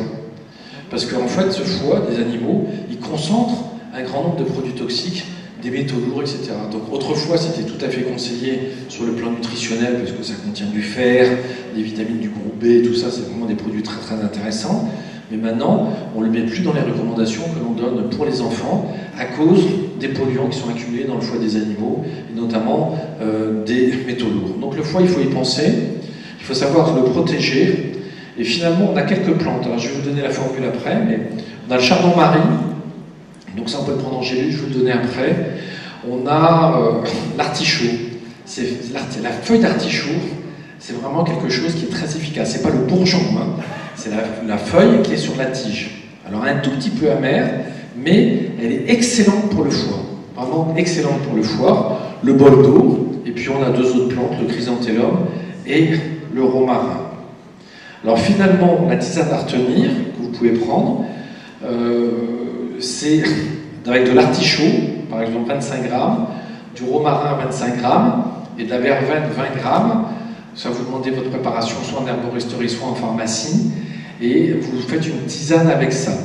Et vous prenez une pincée à 3 doigts, pour un bol de 250 ml d'eau, vous prenez 2 bols par jour, et vous faites des cures, par exemple, de 25 jours. Ensuite, notamment, on a quand même une certaine efficacité par rapport à quand on a des hépatites, que ce soit des hépatites médicamenteuses, des hépatites virales, des difficultés de digestion. Ça, c'est des produits qui marchent bien. Si en plus, vous avez des spasmes digestifs, il faut rajouter de la mélisse. En plus, elle a bon goût. Vous rajoutez 30 grammes de mélisse. Donc, c'est un antispasmodique qui a bon goût. Donc, ça, c'est des tisanes qui peuvent que vous faire du bien. Et vous le prenez en gélule pour améliorer la fonction biliaire, et aussi, quand il y a eu aussi des hépatites, eh bien on peut le prendre un petit peu en gélule. Alors, je vais terminer par les douleurs articulaires, qui touchent quand même beaucoup de monde aussi. Vous avez reconnu la plante? Très bien, je vois qu'il y a des grands spécialistes dans la salle. Donc c'est de la reine des prés, effectivement. Alors, pour les rhumatismes, vous avez 11 millions de personnes qui sont touchées par le rhumatisme. Deux aspects totalement différents. Quand vous avez un rhumatisme de type inflammatoire, c'est-à-dire une polyarthrite rhumatoïde, on a fait des progrès absolument inimaginables pour les médicaments. Donc ce qu'on appelle les biothérapies, et on va utiliser les plantes en soins de support. C'est-à-dire en soins de support, c'est-à-dire pour limiter les effets secondaires de ces rhumatismes, des vrais rhumatismes inflammatoires. Mais dans l'arthrose, qui concerne pratiquement 11 millions de personnes, c'est exactement l'inverse. Surtout, arrêtez, ou n'en prenez le moins possible, tous ces anti-inflammatoires, ces antalgiques, qui non seulement abîment l'estomac, mais abîment aussi les reins. Et là, on a des possibilités par les plantes. Donc ça sera la dernière diapositive, des huiles essentielles. Quand on a des douleurs articulaires, on commence par utiliser certaines huiles essentielles que je vais vous montrer, et on a aussi des tisanes qui sont intéressantes.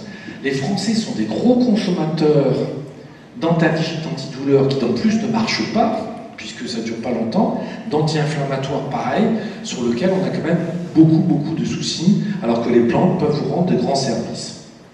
Bien sûr, il faut faire attention à son alimentation, prendre un peu des acides gras oméga 3, mais sous forme alimentaire, perdre du poids et des antioxydants. Alors on a différentes plantes. L'arpagophytum, par exemple, ça améliore la mobilité articulaire. Ça, vous ne le prenez pas en tisane. Parce que si vous le prenez en tisane, c'est extrêmement amer. Donc vous le prendrez vraiment pas longtemps, tellement c'est mauvais. Par contre, vous pouvez le prendre en gélule. C'est 300 mg de gélule, matin et soir, et notamment contre les douleurs du dos. Les lombalgies, les dorsalgies, l'arpagophytum est une plante qui est intéressante. La reine des prés et le saule, eh bien c'est ce qu'on appelle l'aspirine végétale. En tout cas, on n'a pas fabriqué au départ l'aspirine à partir de l'acide salicylique qu'on a trouvé dans ces plantes-là. Ensuite, le cassis et le frêne sont des plantes qui sont aussi intéressantes sur le long cours. Donc c'est des tisanes, je vais vous donner la tisane après, c'est des tisanes que l'on peut prendre sur le long cours et qui sont franchement intéressantes. La prêle, dont vous voyez à côté, hein, la photo c'est de la prêle, une plante qui existait déjà au temps des dinosaures, qui mesurait 30 mètres de haut, que les dinosaures allaient brouter. Là ça contient de la silice.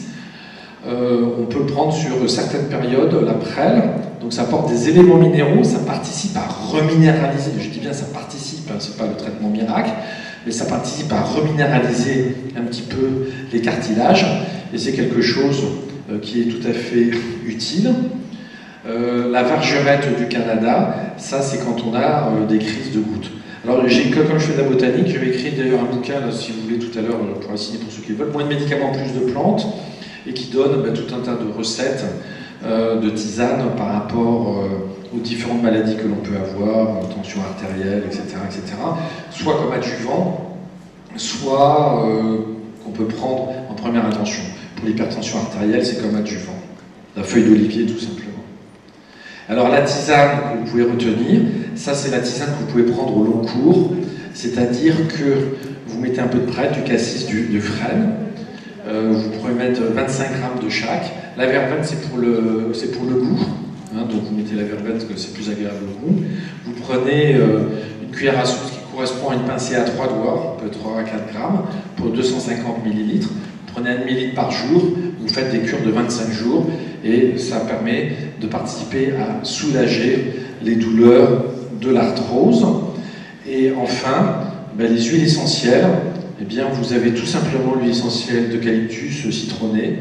Vous mettez avec des choses très simples, hein, du pin sylvestre, et puis un support d'huile végétale, comme l'huile de noisette. On a d'autres types d'huile. Hein. On a l'huile de macadamia, on a d'autres types d'huile, mais disons que cette huile-là, elle est à un prix raisonnable et on peut très bien. Donc, quand vous avez des douleurs articulaires, de grâce, commencez par vous masser directement avec ce type cette huile et ces huiles essentielles qui permettra de vous soulager. Voilà ce que je voulais vous dire. Je réponds à toutes vos questions. On a le temps, puis des questions plus personnelles, si vous voulez, ensuite, quand on signera les livres en dessous, où la mairie nous offre un buffet, un sympathique buffet. Et voilà ce que je voulais vous dire, et bien entendu, je réponds à toutes vos questions.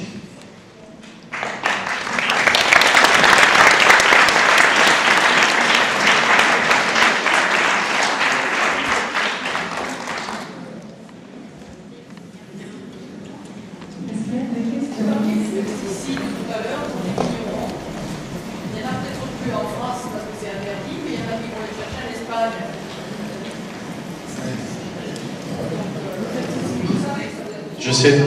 Oui. Parce que, en fait, le problème que l'on a, c'est que en Espagne, ils ont une réglementation qui a dit, mais ils sont interdits au niveau européen, mais ils disent, on écoute les stocks. En fait, ils n'écoutent pas les stocks, ils continuent à en produire. Et donc, les gens vont se fournir là-bas, je sais. Je sais, c'est tout à fait désolant. Après, je crois qu'il y a quand même un mouvement assez fort qui se crée au niveau des agriculteurs par rapport à ça qui se développe. La semaine dernière, il y avait, on m'avait demandé de présider un jury à la mairie de Paris. Je devais remettre un prix, je vais pas ensuite d'avion, mais enfin, de remettre un prix d'innovation dans la santé dans l'assiette. Et on avait un certain nombre d'associations d'agriculteurs qui avaient participé pour ce prix qui était financé par la mutualité familiale. Et donc on a quand même une sensibilisation des agriculteurs par rapport à ça. Et après, je veux dire, moi je pense que le vignoble bio se développe beaucoup ici. Et le choix, c'est de choisir en priorité des vins bio. Alors ils ne sont pas toujours meilleurs que les autres, mais disons qu'on a une qualité qui est un peu meilleure. Et ça, c'est des pratiques, je veux dire, qui sont totalement inacceptables. C'est sûr. Oui. Les causes principales du cancer, quand vous parlez de cancer? Alors, l'histoire des cancers, il faut bien comprendre une chose. D'abord, c'est une maladie dite plurifactorielle. Une fois qu'on a dit ça, on n'a pas dit grand-chose. On estime que l'origine génétique est extrêmement faible. C'est-à-dire qu'on a probablement aux alentours de 5% une origine héréditaire. Après ça, on a parfois certaines prédispositions, et d'ailleurs c'est ce qu'on fait pour les cancers du sein, où on cherche, même les cancers, certains cancers endocrines, où on cherche des gènes de prédisposition. Mais on vous dit, on l'a dit encore il n'y a pas longtemps, ce qui est anormal, mais il y a une évolution heureusement au niveau de l'Institut national contre le cancer, on disait que 60% dû au hasard. Pas dû au hasard, c'est dû à des facteurs environnementaux. Même si tous les facteurs environnementaux n'ont pas été complètement élucidés, on a un grand nombre de facteurs environnementaux qui interviennent dans l'apparition des cancers. Et il faut bien comprendre une chose, c'est que les cancers, c'est pas que des gens qui sont âgés, puisqu'on a une progression exponentielle, heureusement rare, mais des cancers chez l'enfant. Donc quand on voit les statistiques des cancers chez l'enfant, qui ont une prévalence augmente de 1,5% tous les ans depuis maintenant plus de 20 ans, ben on est extrêmement préoccupé par rapport à ça. Donc c'est vraiment des facteurs environnementaux qui interviennent, et plus on améliorera, et moins on sera exposé à un certain nombre de substances, mieux ça vaudra. En sachant qu'on ne peut pas éliminer toutes les substances, bien entendu, mais encore une fois, ce que je vous ai expliqué tout à l'heure, c'est qu'on a des moyens de défense. Ce qu'il faut, c'est tout faire pour limiter l'exposition, et ensuite on compte sur nos défenses. Donc les facteurs environnementaux sont des facteurs majeurs dans l'apparition d'un grand nombre de cancers, notamment du cancer du sein et cancer aussi de la prostate. Oui. Bonjour, ma question concerne les entreprises de traitement des déchets, nos poubelles. Quel danger pour les habitants des quartiers qui se trouvent à une centaine de mètres de ces entreprises en termes d'eau, d'air qu'ils respirent, tous les dangers possibles, s'il vous plaît. Alors, parmi les progrès qui ont été faits, alors je ne dis pas que tout est encore parfait, mais parmi les progrès qui ont été faits, des progrès très significatifs ont été faits sur les incinérateurs. Et quand on regarde le taux de dioxine dans l'air, d'ailleurs Jean-François Narbonne s'en était beaucoup occupé, les taux de dioxine dans l'air dans les années 75-80 étaient plus importants que ce qu'on a actuellement. Alors, je ne dis pas que c'est parfait, hein, mais, et là, bon, Roselyne Bachelot, tout à l'heure j'ai dit, elle a beaucoup insisté pour que la réglementation soit bien suivie par rapport à tous ces incinérateurs. Donc normalement, on a une amélioration par rapport à la gestion de ces déchets. Après, il ne faut pas qu'il y ait des décharges sauvages, il ne faut pas qu'il y ait qu'on mette le feu comme ça à des plastiques qui vont libérer des dioxines et qui vont proposer tout un tas de problèmes, bien entendu. Alors, après ça, sur l'eau, normalement, c'est à peu près, enfin, ça doit être contrôlé, il peut y avoir toujours ponctuellement des problèmes. Il faut voir dans quelle zone vous êtes, on peut en reparler tout à l'heure si vous voulez, en fonction de la zone dans laquelle vous êtes, mais globalement, ça fait partie des choses qui petit à petit sont mieux maîtrisées. Alors, il y avait le monsieur aux lunettes, oui. y a-t-il un danger à réutiliser des bouteilles en plastique? Je pense que c'est pas une bonne idée. Effectivement, je pense que c'est pas une bonne idée, surtout en fonction de ce que vous allez mettre dedans. Et si vous mettez de l'eau, bon, globalement, il faut quand même faire... enfin, ce qui est sûr, c'est qu'il ne faut pas mettre des jus de fruits par derrière, parce que ça va attaquer un petit peu les plastiques. Donc si vous mettez de l'eau, pourquoi pas, mais autant prendre une bouteille en verre. Alors c'est un petit peu plus lourd, mais autant prendre une bouteille en verre. Ce qu'on regrette quand même, c'est qu'on n'est pas en France, quelque chose qui est généralisé en Allemagne, que sont les bouteilles d'eau consignées. Et quand vous allez au restaurant en Allemagne, j'étais il n'y a pas très longtemps à Berlin, même quand vous demandez de l'eau minérale, ils ont des tonneaux et vous servent une carafe d'eau minérale. Et donc c'est des choses qui devraient se développer beaucoup plus en France par rapport à ça, qui résoudrait beaucoup de problèmes. Si on avait moins d'emballage, ce qui se faisait dans ce parquet d'Allemagne où j'ai vécu, on aurait moins de déchets. Je sais. Vous avez tout à fait raison, j'en ai parlé dans un de mes livres, parce que ce qu'il faut voir aujourd'hui, c'est que les grandes sociétés internationales ont investi dans le traitement des déchets. Et donc, plus il y a de déchets, plus ils font du profit. Donc on fait tout pour qu'il y ait le maximum de déchets. Donc c'est absolument inimaginable. Mais en même temps, si vous voulez, c'est à vous, à moi, à acheter des produits bruts sur le marché qu'on va mettre dans le panier ou dans un sac en papier ou des choses comme ça. Donc vous, bien quand il y a des produits, moi ça m'arrive, bon des fois on peut être pressé ou pour la famille on est un peu pressé, même si on prend il y a des produits que je ne prends pas à cause de ça. Quand vous avez du carton, du plastique, il ne faut pas prendre, c'est tout. Si vous ne prenez plus, ils en fabriqueront moins. Mais même dans nos frigidaires, dans les emballages. Pardon, Même les emballages alimentaires. Oui, dans les emballages alimentaires, oui. Mais on a la moyen de ne pas choisir ces produits-là. On n'est pas obligé de prendre ces produits-là. Donc je pense que, de toute façon, les déchets, c'est un problème. C'est-à-dire qu'à partir du moment où ces grandes sociétés gagnent de l'argent sur le traitement des déchets, il faudrait il faudrait changer de système et puis probablement aussi modifier la fiscalité, c'est-à-dire que plus on fait de déchets, plus on paye et non pas l'inverse. Et ça, bon, c'est un autre petit peu. Ah, le gluten. Bon, après ça, je parlais des filtres, c'est vous qui avez posé la question sur les filtres.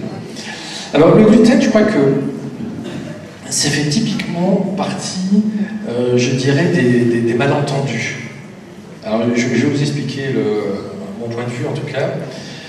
Il y a beaucoup de personnes qui arrêtent le pain et qui se sentent mieux. Ils disent « Ah, je me sens mieux, etc. » formidable et tout. Mais quand ils arrêtent le pain, ça va avoir quel type de pain? Souvent c'est du pain, je veux dire, conventionnel, à la levure, à la baguette blanche, ou des choses comme ça.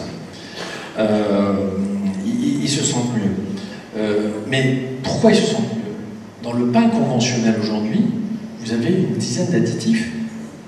Ces additifs, ces émulsifiants, etc., ne sont pas très bien tolérés sur le plan digestif. Vous avez en plus les sucres, ce qu'on appelle maintenant les FODMAPs et tout ça, des sucres qui vont fermenter au niveau intestinal. Et pour certains autres pains, par exemple les pains de mie qu'on trouve certains au supermarché, regardez un petit peu tout ce qu'il y a dedans, ils rajoutent du gras, ils rajoutent du sucre. Le pain, il a été tellement transformé, ces pains de mie qui sont en sachet, vous savez ce qu'ils font à la fin? Ils insufflent un arôme de pain dans le sachet. Donc, évidemment, vous ne tolérez pas ça. Donc, du coup, les gens, ils se disent, j'arrête le pain, je me sens mieux. Ils se sentent mieux à cause des additifs. Et ils disent, certains, achète du pain sans gluten. Mais du pain sans gluten, en fait, il y a encore plus d'additifs, puisque c'est le gluten, c'est la protéine qui permet la panification. Et autrefois, par exemple à Narbonne, au Moyen-Âge, quand on faisait du pain, eh bien, en fait, on prenait la farine de blé, qui était moins riche en gluten, parce que bon, les industriels ont demandé que ça soit enrichi en gluten, et rajoutaient tout simplement de la farine de fève. Et c'était la farine de fève qui permettait de faire la panification. Donc, moi, ce que je pense sur le pain, c'est que, indépendamment de ceux qui ont ce qu'on appelle des maladies cœliaques, 1% de la population, en dehors de ceux qui ont 1% de la population qui font des allergies, qui peuvent faire des allergies, il y a des gens qui sont un petit peu sensibles, mais globalement, ce que vous devez faire quand vous prenez du pain, vous prenez du pain au levain, donc pas du pain à la levure, du pain au levain, des pains comme on le faisait autrefois, et vous n'en prenez pas forcément en grande quantité. Mais prenez du pain au levain et vous le tolérez très bien. Pas en énorme quantité, mais vous le tolérez très très bien, et donc vraiment du pain au levain. Faites comme ça, et vous verrez, c'est mieux. Après ça, encore une fois, il existe une catégorie de personnes qui ne tolèrent pas ce gluten, la maladie cœliaque, et puis il y a des gens qui ont une hypersensibilité intestinale. Mais c'est comme ça qu'on doit faire ça. J'en parle normalement, s'il n'y a pas de changement, dans le prochain numéro du Point qui va sortir aujourd'hui. Tiens, il m'avait demandé justement là-dessus. On fait un gros chapitre, enfin on fait un gros dossier sur les allergies. Il devait sortir l'année dernière, puis la semaine dernière, puis avec ce qu'il y a eu en Belgique, évidemment, ça a sauté. Alors ensuite, il y avait une question pour l'eau, sur les filtres à eau. Donc les filtres à eau que vous mettez de façon individuelle dans les carafes. Alors on n'a pas pu démontrer que ça avait un intérêt. D'abord, ça n'arrête pas plus de choses que ce que vous arrête l'eau de ville. Donc ça n'arrête pas plus. Ça peut modifier un petit peu dans certains secteurs. Par exemple à Montpellier, il y a des secteurs où l'eau a un goût un peu chloré. Donc ça peut un peu modifier le goût. Mais dans certains de ces filtres, eh bien, en fait, on a du mal à avoir la composition exacte. Et dans certains d'entre eux, il peut y avoir des nanoparticules d'argent. Donc c'est pas forcément une bonne idée. Et puis d'autre part, des bactéries peuvent se loger aussi dans ces filtres. Donc on n'est pas très fanatique, en plus ça coûte cher, et ça filtre pas plus que ce que nous pourrait filtrer l'eau de ville. Donc c'est pas très utile. Franchement, c'est pas très utile. Juste la question d'une dame. Que pensez-vous de la maladie de Crohn? C'est ça, la cause de certains tissus? Vous voulez dire les vêtements? Non. De toute façon, pour la maladie de Crohn, juste en 2 mots, je pense que justement dans les biothérapies, on a une révolution dans la prise en charge de la maladie de Crohn. Et moi, je vois par rapport à ce que je disais il y a 10 ans, mon discours il a complètement changé. C'est-à-dire que maintenant, sur le plan nutritionnel, on essaie de faire une alimentation quasiment normale. Bon, sauf quand il y a des poussées, bien entendu, alors que c'était pas du tout comme ça avant. Et donc, on a aussi, là, il y a des maladies, heureusement, on a fait d'énormes progrès, la polyarthrite, la maladie de Crohn, avec les biothérapies, on a des choses qui sont beaucoup plus intéressantes. Et demain, sur les cancers, on va avoir des cancers, des traitements beaucoup plus ciblés en fonction du profil génétique. Donc on a heureusement des évolutions, mais la meilleure des choses, ça reste la prévention. Oui. On est d'accord, chacun a en main son propre destin lorsqu'il s'agit du choix des aliments. Mais tout de même, sachant que les pouvoirs publics et petit à petit une large marge de frange de la population est au courant de la toxicité de certaines substances, pourquoi n'y a-t-il pas une prise en charge en haut lieu et une interdiction? Il a fallu 20 ans ou 30 ans pour le phthalate. Est-ce qu'on ne pourrait pas accélérer le processus d'interdiction pour tous ces... Alors, je vais vous expliquer le mécanisme. Moi, j'étais, entre guillemets, pendant longtemps, assez en guerre contre les agents sanitaires. Et en fait, voilà comment ça se passe. Donc on a une discussion en direction des agences sanitaires. La conclusion était la suivante. Et alors, la réalité, voilà pourquoi ils n'agissent pas, enfin insuffisamment en tout cas. La réalité est la suivante. Il y a 2 choses, il y a à la fois la France et l'Europe. C'est que dans les agences sanitaires, et dans les décisions qui sont prises, ils veulent un niveau de preuve extrêmement élevé. Nous, on leur dit, on est médecins, on n'a pas besoin d'un niveau de preuve très élevé pour agir. Par exemple, quand on a un doute sur une substance pour une femme enceinte, moi je ne lui dis pas, revenez dans 5 ans, on en saura plus. Donc, nous, on est pour agir plus vite. Quand on a un doute scientifique, bien entendu suffisamment sérieux, il faut agir. Mais eux, ils ne raisonnent pas comme ça. Donc on a un problème de culture fondamental. Donc ça, c'est une difficulté, c'est un constat qu'on a pu faire. Depuis qu'on a fait ce constat, on s'entend mieux avec la direction des agences, mais quand même, ce constat, malheureusement, il perdure. Et nous, on leur dit, quand même, à partir de quel niveau de preuve vous allez agir. Donc on est toujours dans cette discussion-là. Et là, on a une difficulté supplémentaire qui est Bruxelles. Et à Bruxelles, ça c'est stupéfiant. Moi j'ai déjà été auditionné à Bruxelles dans les commissions pour différentes choses, notamment pour l'aspartame et d'autres choses. Et là à Bruxelles, là on a très bien vu, donc on a cet exemple extrêmement précis pour le bisphénol A, où sur les mêmes études qu'on analyse en France, avec l'agence sanitaire actuelle, dont la direction a changé il y a quelques années, qui est beaucoup mieux, et les agences européennes, ils n'arrivent pas aux mêmes conclusions. En France, on dit qu'il faut faire attention, et eux ils disent non, on n'a pas suffisamment d'éléments pour dire faire attention. Donc on leur pose une question simple. Quelle est votre grille de lecture? Comment vous interprétez les études? On leur leur pose quelque chose quand même de concret, de citoyen, de simple. Et ils ne nous répondent pas, ils disent on n'a pas à vous répondre. C'est-à-dire qu'en fait, ils ont des arguments d'autorité. Donc l'Europe, aujourd'hui, je ne suis pas contre l'Europe, bien entendu, mais l'Europe aujourd'hui est un frein par rapport à ce genre de choses. Plus des lobbies qui interviennent, et ça, je dirais que c'est le rôle des journalistes. Moi, je reste sur le plan médical et scientifique. Et on leur demande ça simplement. Mais enfin, comment se fait-il? Là, nous, on peut l'interpréter de telle manière par rapport à ces études-là. Vous, comment vous l'interprétez et quelle est votre grille de lecture? Et on ne nous répond pas, on a des arguments d'autorité. Et quand on insiste, ils nous répondent « Ah, mais il ne faut pas croire que tous nos experts ont des conflits d'intérêts. » C'est pas ça qu'on leur demande. On leur demande comment ils travaillent. Et donc, c'est un vrai problème. D'où l'intérêt et cet aspect absolument formidable que l'on a maintenant, comme on ne l'a jamais eu avant, un, de se prendre en main, et deux, qu'on ait quand même un certain nombre de solutions.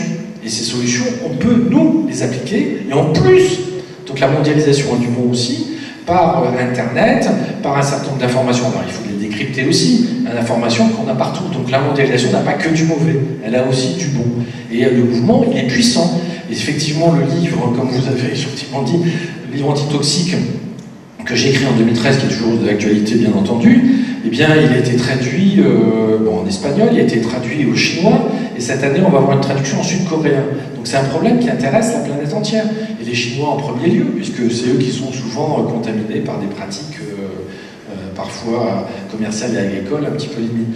Donc le mouvement est général, et ce qui est formidable, ce qu'on voit maintenant en France, c'est finalement la proximité qu'on peut avoir avec les élus, ce qui existait quand même moins avant. Donc en fait, on agit avec les mairies, on agit sur le plan local, et c'est un grand mouvement qui avance comme ça.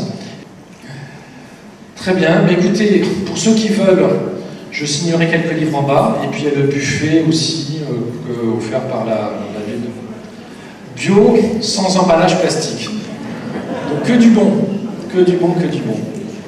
Bon, écoutez, il nous reste à remercier, alors je vais le faire en votre nom, au nom de la direction de la santé, à mon nom propre, de ce remarquable exposé, mon cher collègue. Je ne me suis pas ennuyé. Une minute, j'ai appris plein de choses. C'est tout à fait, en plus, c'est mon credo, ce que vous avez présenté, j'y crois tout à fait. Et ce que vous avez dit, on n'en a pas parlé tout à l'heure, mais je suis comme vous, je pense que c'est le maillage ville par ville qui réglera les problèmes, région par région peut-être, qui régleront plus les problèmes que les décisions centrales qui mettent des années à apparaître. Prenons l'exemple, par exemple, où en est-on dans la définition du tabac ou l'augmentation du prix du tabac et le risque. Ça fait 30 ans qu'on sait que ça tue des gens, c'est le plus grand tueur. On est en France, et pas pour autant qu'on avait quelque chose. Et on avait vu le retard pour l'amiante. On avait du retard pour l'amiante aussi, voilà. En tout cas, très grand merci, ça a été vraiment...